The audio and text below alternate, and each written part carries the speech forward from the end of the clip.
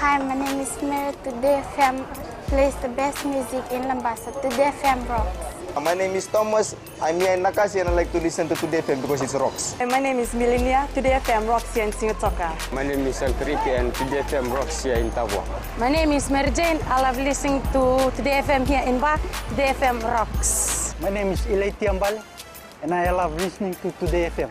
Today FM rocks here in Osur. Today's hit music on Today FM. In the news tonight, responsible and lean 2019-2020 budget, says PM. The budget overview and new restrictions aimed to stop abuse. From the studios of FBC Suva, Teva Lendua. A financially responsible budget that is mean and lean and cuts the fat on spending. Prime Minister Vorege Bainimarama last night commended the cutbacks in government expenditure and the record revenue growth forecast at more than $3 billion for the 2019-2020 financial year. Maggie Boyle caught up with the Prime Minister last night and filed this report. That's very important. A content Prime Minister talking numbers and looking at sustainable economic growth of just under 3% in the new financial year. What we wanted to do was, as we cut down on our budget to the 2.7 GDP, and we want to maintain that in the years ahead. We want to cut out all the fat from all the budget that we've had previously and have a lean government going forward. Bainimarama says given the global trends, his government has also put in economic measures to cushion any shocks. We're looking to the uncertain future, the concerns that have been shown by people that there will be a downturn in the economy. So we're working towards that. We want to entice the business community because of that. So we're going easy on the business side of it. Nothing's changed. Tax is still the same. We haven't taxed anybody any more than what we've done before. The Economy Minister in his address maintaining the budget simply capitalizes on the sound financial policy of previous years. It is a budget that paves the way towards even greater triumph for our economy, for our businesses and for our people, and ensures resilient progress in a changing climate and changing global market. It is a budget that secures our nation as a sustainable future. The first reading of the appropriation bill for 2019-2020 will now be stood down for a week before Parliament resumes on the 17th to debate the budget. The appropriation bill tabled last night for government services amounts to $3,434,407,892. Maggie Boyle, FBC News. The 2019-2020 national budget handed down last night is the lightest it's been in years in terms of government's expenditure policies. A cutback in spends of more than $1.2 billion across ministries.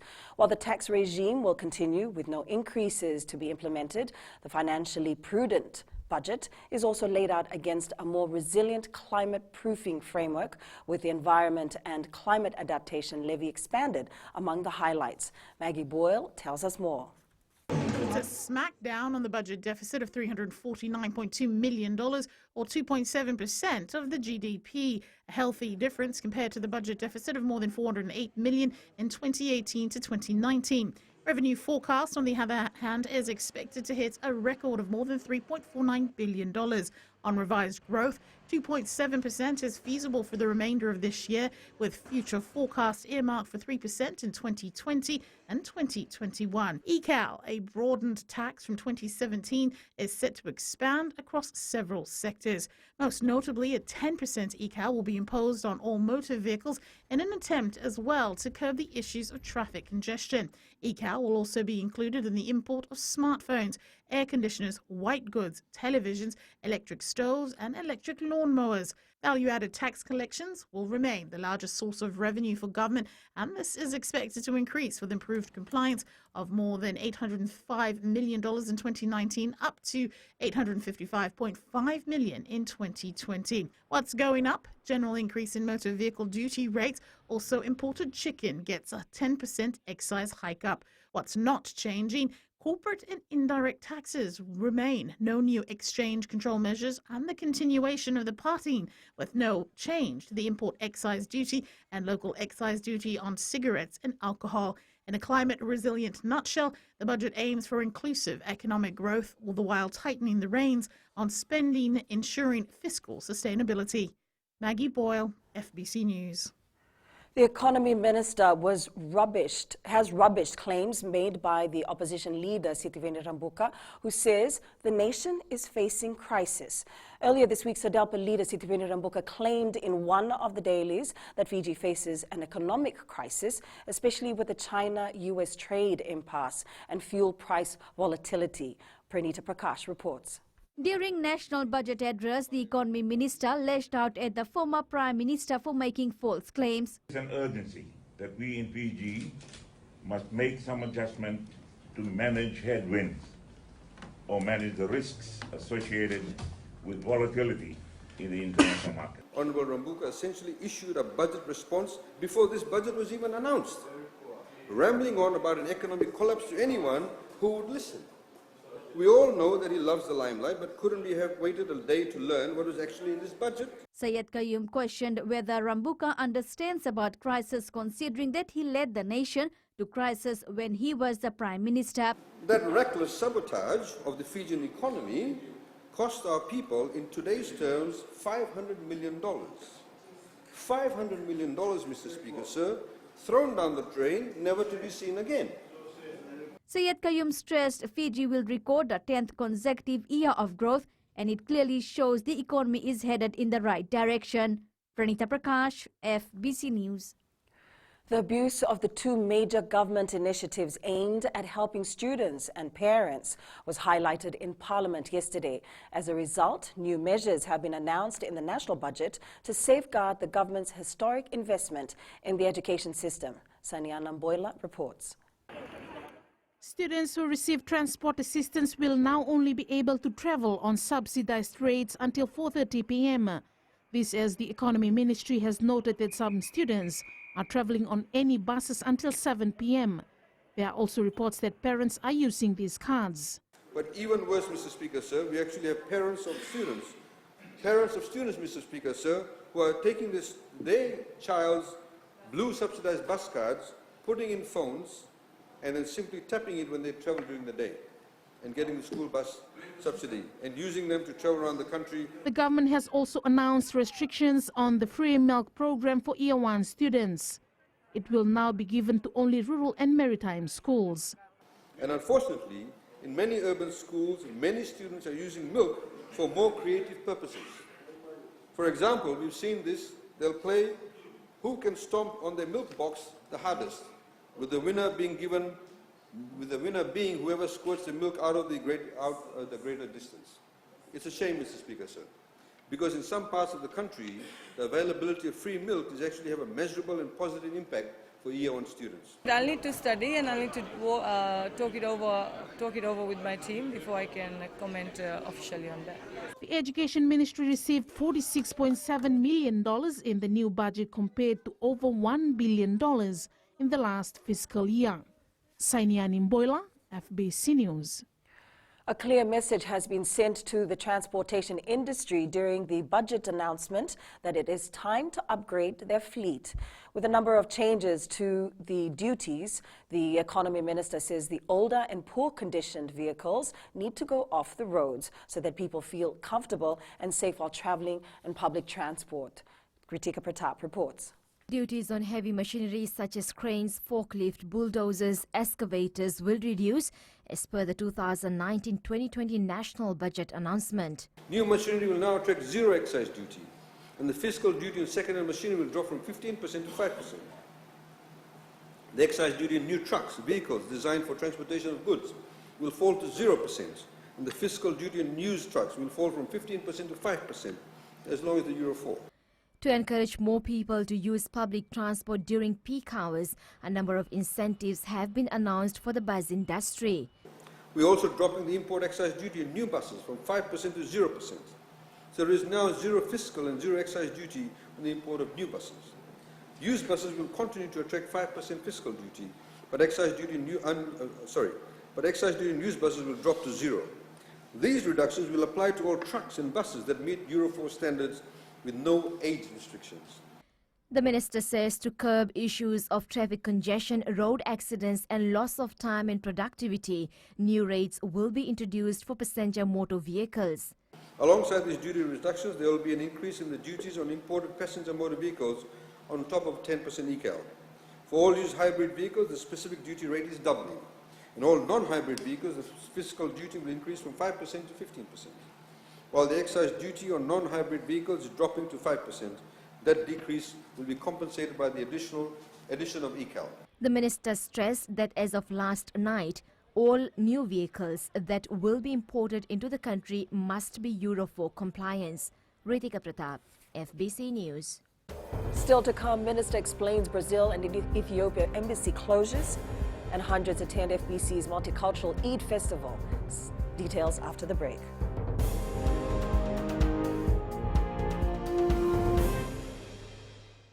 Nambula FM, nambandua ya nasere. Hoya uvasit sai sai lambasa, ya ndo talita ina warro nambula FM nambandua ya nasere. Nguya do tumeli ako na tao no hinga toka. Talita kina na warro nambula FM, nambandua ya nasere. Wana mtuma nambula FM, nambandua ya nasere mwalu. Na evengo fani na tao. Thorough processes have been followed before the decision to close Fiji's missions in Brazil and Ethiopia. This was revealed during the national budget announcement, where the economy minister says the embassies in these two countries will be closed as Fiji will be expanding its presence in India. Defense Minister Inia Seriratu says establishing missions is not only about political gain, as a country needs to look at bilateral and multilateral issues and the economic benefits. Seriratu says a team from the Foreign Affairs Ministry evaluated the two missions last December. As a result of the exercise that was undertaken last year in December, there was a recommendation that was put before Cabinet and, of course, Cabinet endorsement. Of course, we can always consider opening new missions, but we have to be clear with what are the intentions behind the opening of missions and, of course, meeting and fulfilling the key criteria. The government has also allocated $500,000 to establish a new trade commission. The government is on track to ban the single use of plastic bags in the next 7 months. This is done to protect our environment and encourage the use of reusable bags for shopping. In an effort to promote the use of locally produced reusable bags and to assist the emerging industry, the duty on the materials used to produce non-woven bags will drop to zero. The economy minister says to protect the local reusable bag manufacturers, fiscal duty on imported reusable non-woven bags will be increased to 32%. Zero duty is also placed on non-plastic food packages. But their use in Fiji is literally choking the life out of our environment, particularly our marine life. In the next financial year, we'll also be increasing the duty on plastic bags with a thickness of more than 50 microns. $200,000 has been allocated towards the newly introduced National Youth Awards. Economy Minister Ayaz Said Qayyum says this will allow all ministries to recognize the outstanding contributions by youth. The government has also implemented youth-focused policies to ensure their voices are heard. From agriculture to athletics to social work, entrepreneurship, technology and innovation, these awards will spotlight the potential of young Fijians to their friends, family, their nation, and of course to the rest of the world. The investigation into the cause of the U.S. couple's death in Fiji last month continues. The Ministry of Health says they're considering this investigation a priority and are working with the U.S. Embassy in Fiji, the Police Forces Forensics Department, and the World Health Organization and United States Center for Disease Control and Prevention. 37-year-old David Paul and 35-year-old Michelle Kalanog arrived in Fiji on the 22nd of last month. The ministry says 5 staff placed under observation in hospital as a precautionary measure have been released and are in good health. All other people who had contact with the deceased couple during their illness remain well. The ministry, in a statement this afternoon, has stressed that results of the investigation may take weeks or possibly longer. The Fiji Broadcasting Corporation Multicultural Eid Festival and Fair is generating a lot of interest as number of participants are increasing every year. A huge crowd turned up at the Roots Mega Complex in Nakasi today to become part of a festival that aims at promoting racial harmony. Pranita Prakash reports. This annual event by FBC gives Fijians a chance not only to showcase their cooking skills but also display their art skills. Radio Fiji 2 Programs Director Pallavi Shweta says a number of participants increased this year. This year we had 20 participants, 10 for Pulau and 10 for swimming. Very happy to see that compared to last year, we had more of our Itoke brothers and sisters taking part in the competition. 26-year-old Losalini Vaivata, who took part in the competition for the first time, surprised the judges with her delicious sevai. She also won an award for Best Dressed Female in the competition. First of all, this is my first time I ever take part in this kind of Indian festival.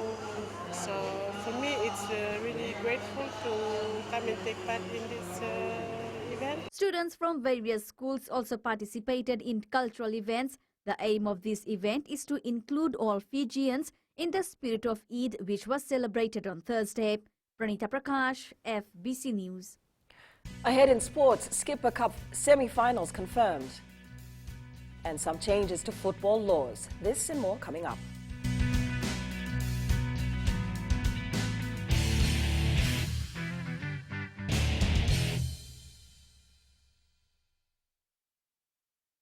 For the best classic hits, I only listen to Gold FM here in Singapore. Gold FM, only the classic hits. My name is Seni Rawa. I love listening to Gold FM here in Nosuri. Gold FM, only the classic hits. My name is Dino. I'm from Outrigger, Coral Coast, Singapore. I love listening to Gold FM, only the classic hits. My name is Salote. I love listening to Gold FM here in Nosuri. Gold FM, only the classic hits. Bula, my name is Marida. Gold FM plays the best classics here in Outrigger.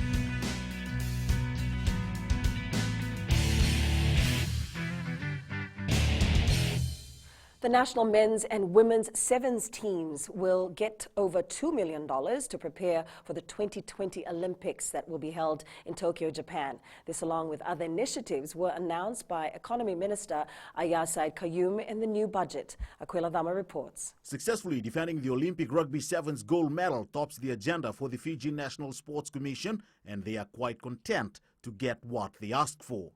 The funding for the Olympics was very important to us, especially as we're defending our Olympic gold, and the funding came through for that, so that was great. While some may be questioning why the Flying Fijians got only $650,000 for the World Cup, which will be played in Japan later this year, Maisie explains this money is just to cover the participation cost. The national 15s team have more than $2 million for World Cup preparations in total. This is just the participation. Remember, they've already had the preparation because it's all happening. So we've already put $1.6 million in this year for preparation of the World Cup. And the funding for the Olympics for the sevens is much what we gave for Rio. Fiji Sports Commission has also been allocated $3.1 million for hosting international tournaments and $4.3 million for overseas tours. Aquila Dama, FBC Sports. The Skipper Cup semi-finals are now confirmed. Suva will host Nandi in the first semi-final, while Naitasiri will meet Nandronga.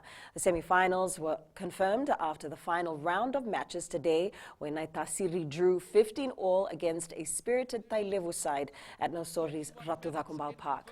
Both captains, Seremaya Naureure of Naitasiri and Tailevu's Mosese Naiova, scored in the first half, but it was Kini Douglas's conversation which made the difference at halftime, with the Hillman leading 7-5. Pauletico scored for Naitasiri in the second spell before Naiova crashed over for his second for Tailevu in the dying stages of the match. Looking at other results, Suva defeated Nandi 33-19 and Amosi beat Northland 29-15. A number of changes were approved at the 133rd Annual General Meeting of the International Football Association Board in March. These new changes will also affect local football. Fiji Football Association's Director Referees, Rakesh Varman, says a number of rules have been changed and all district referees have been informed and trained on this. Varman adds these changes have been made to increase fairness on the field. Looking at the substitutions, they have quickened up the substitution, so now the player being substituted will only enter the field of play when the player who is substituted leaves the field of play. So the player is asked to leave the field of play anywhere from the boundary lines.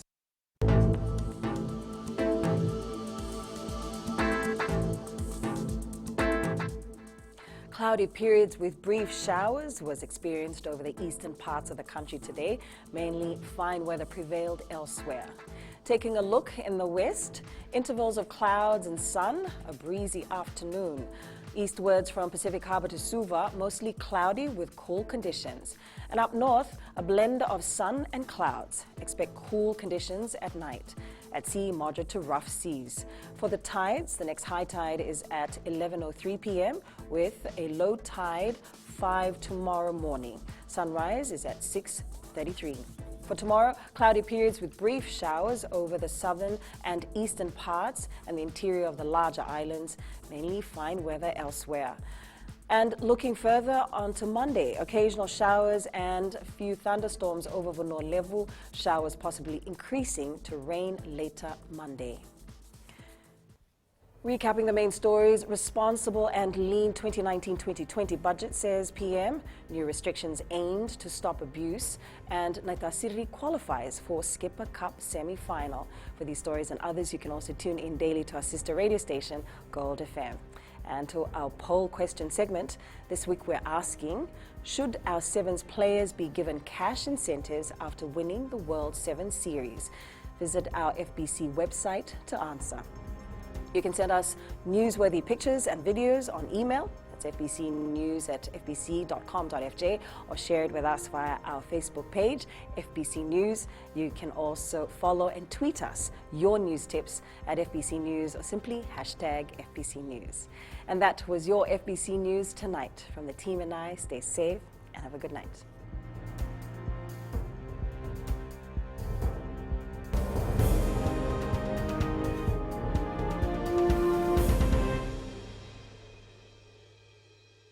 Hi, I'm Jyotishma. I'm from Singatoka. I love listening to Mirchi FM. Mirchi FM is hot. Mirchi FM is #1. I'm Charlene Robert. Mirchi FM rocks in Lambasa. I'm Soname Nasori Jackson. Mirchi FM is hot. My name is Raymond Dutt. I'm in Baba Singh Alliance. Mirchi FM is hot in Lambasa. I'm Pritika from Jax Nasori. I love listening to Mirchi FM here in Nasori. Mirchi FM is hot. Mirchi FM, it's hot.